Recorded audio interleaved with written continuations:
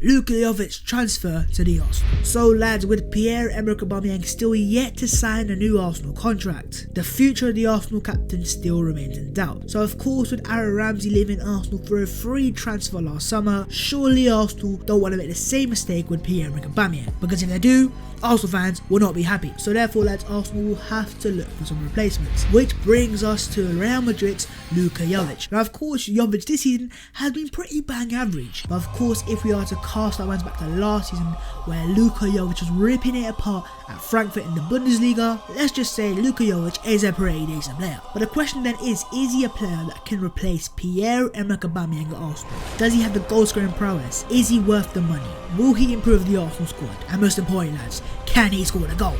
So with that being said guys, let's get into this video and let's discuss the potential transfer of Luka Jovic to the Arsenal, who can then potentially replace Pierre-Emerick Aubameyang, who might be off the Real Madrid lads. Let's be talking.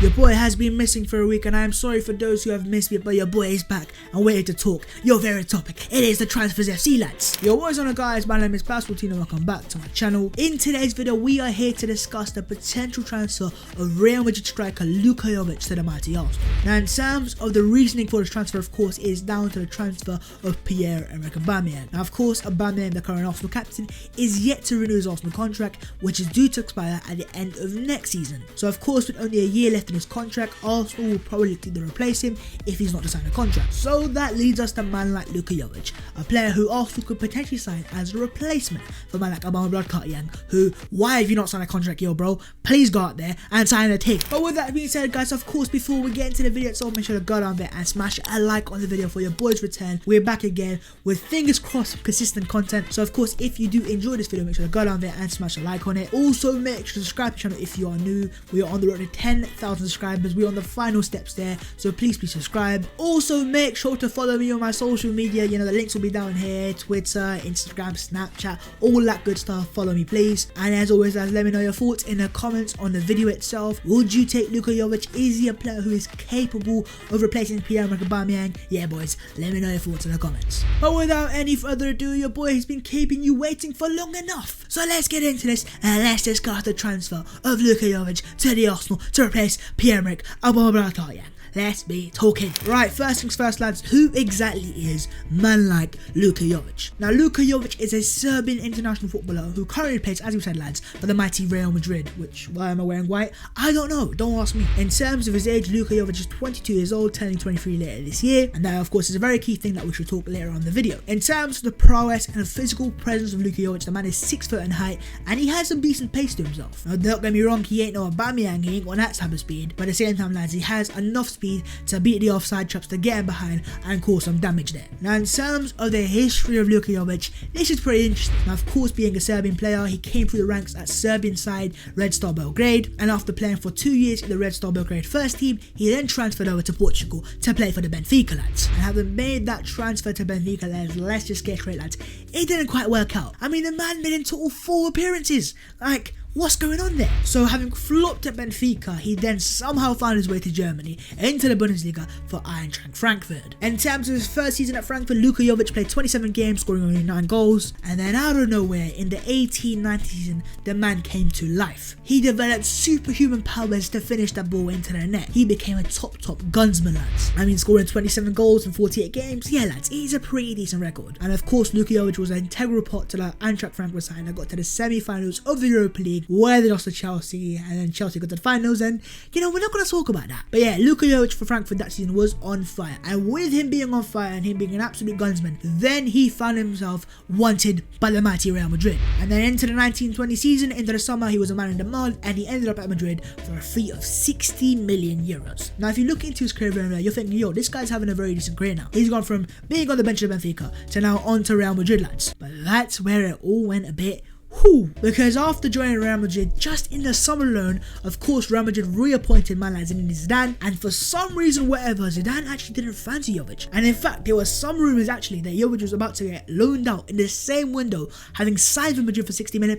I mean, what's that all about? So of course, with Zidane clearly not preferring Jovic, the man has had a very poor season. 24 games, 2 goals, not very good. Any Frankfurt fans or Real Madrid fans or any fans that watch Luka Jovic, yeah, let me know your thoughts or comments on Luka Jovic, because right now it's a bit meh. Moving on, lads, let's look into the type of player that Luka Jovic is. Here's a personal admission, lads.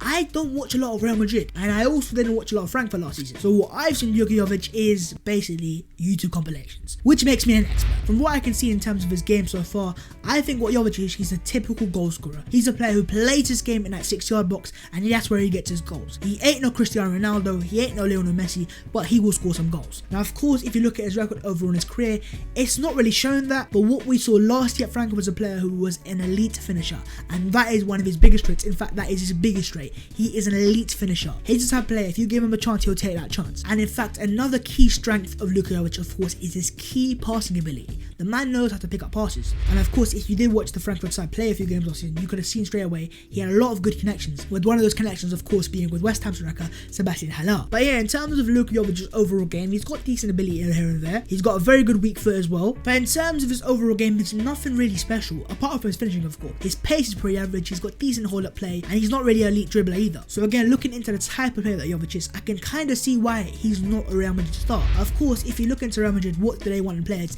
They want superstars. They want Eden Hazards. They don't want Luka Jovic's. Jovic is a player who, for me, will get you goals, and for me, has the ability to score some goals, but he is not a superstar player. He is not a Pierre-Emerick Aubameyang. Which then poses the question, lads.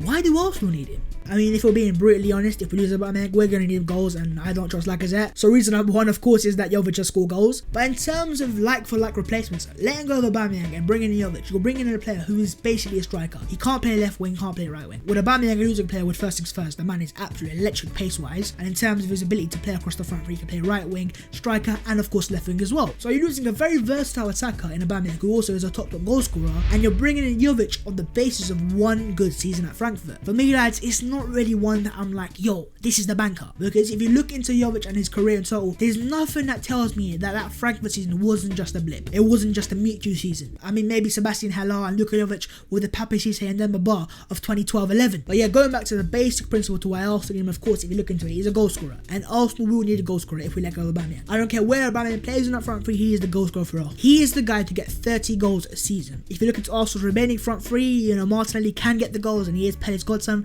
but it's a bit too early for him. Lacazette, yo, I just don't trust him. I don't think he has the ability to score 30 goals a season when you're required to. In terms of Nicolas Pepe, yes, he's a player coming into it and he has the ability to score at least, I think, 15-20 goals a season. But again, he doesn't have the Aubameyang ability just to get the goals when you need them. So of course, in essence, by signing Luka Jovic, you are getting that goal scoring type player who will get you potentially 25 goals a season. But then again, saying that, if you look into his entire career overall, there's no core evidence telling you very well that Jovic is the guy to get you 30 goals a season. So again, it poses a question like, would it be a wise decision for us to let go of a proper goal scorer like Aubameyang and bring in Jovic, who has the ability? But again, lads, is he a consistent goal scorer? Has he showed across his career so far that he has the ability to do it season in, season out? Is Luka Jovic that guy so far in his career?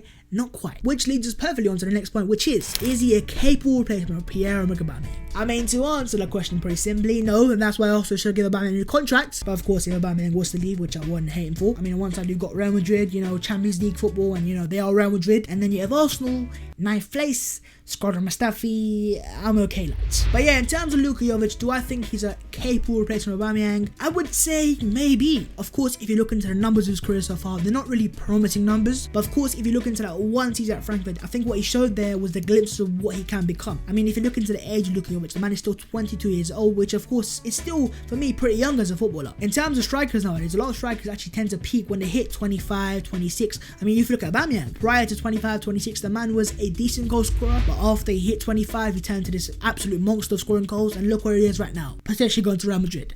Why are you going to Real Madrid? Please stay at Arsenal. So yeah, in terms of Jovic, I think what we're going off is that one season at Frankfurt, so it is a massive risk, but is it a risk worth taking? I don't know. That question is for you, Rahul Sanlehi, for you, Mikel Arteta, and for you, Stan Kroenke. But yeah, going back to the question itself, do I think Luka Jovic is a capable player to replace Aubameyang? I think not. Now, of course, I could be wrong, and he could come to Arsenal, he could smash it up, and of course, he is still a very young player, and he's got lots to learn, and of course, Real Madrid haven't paid £60 million for him.